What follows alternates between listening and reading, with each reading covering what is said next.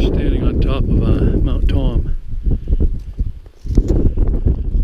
It's my third time up here. This is the best weather I've had up here. It's been clouded in before this, every other time. It's beautiful up here.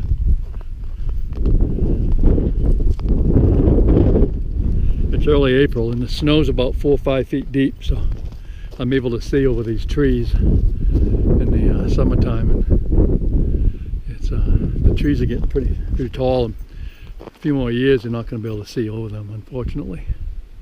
But in the wintertime I get to enjoy this.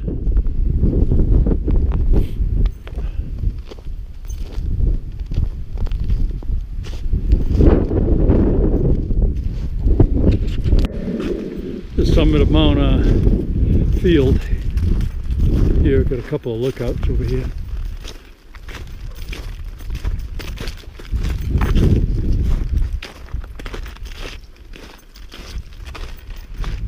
I've never had a view from here.